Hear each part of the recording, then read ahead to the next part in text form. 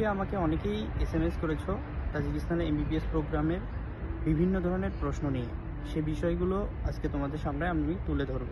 তোমরা প্রশ্ন করেছো এখানে পড়াশোনার মান কেমন, টিউশন ফি কেমন, BMDC অ্যাপ্রুভ কিনা, মেয়েদের জন্য নিরাপদ কি না, ACFMG আছে কিনা, এগুলো বিষয়ে আজকের ভিডিওতে আমি তোমাদেরকে জানাবো।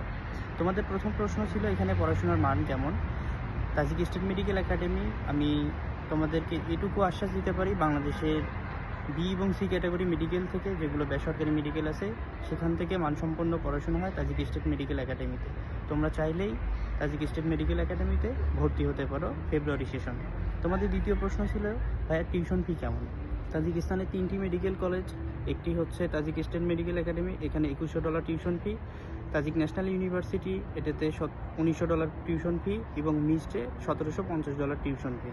তোমাদের তৃতীয় প্রশ্ন ছিল BMDC অ্যাপ্রুভ কিনা। অবশ্যই ভাইয়া এই 3টি মেডিকেল BMDC অ্যাপ্রুভড। তোমাদের আরও প্রশ্ন ছিল যে হালাল খাবার পাওয়া যায় কিনা।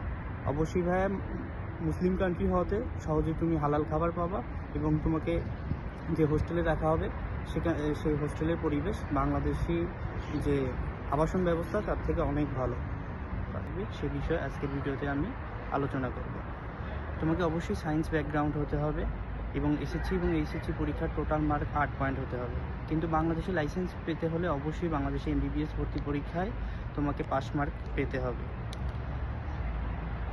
8 পয়েন্ট পেলে তুমি তাজিকিস্তানে পড়তে পারবে, এবং তাজিকিস্তানের স্টেট পরীক্ষা দেওয়ার পরে একজন রেজিস্টার্ড ডাক্তার হিসেবে তাজিকিস্তানে তুমি তোমার ক্যারিয়ার করতে পারবে। অনেকে প্রশ্ন করো ভাইয়া আমার পাস মার্ক নেই এবং আমার GPA 8 পয়েন্ট, অর্থাৎ বাংলাদেশে ভর্তি পরীক্ষার আমার যোগ্যতা নেই।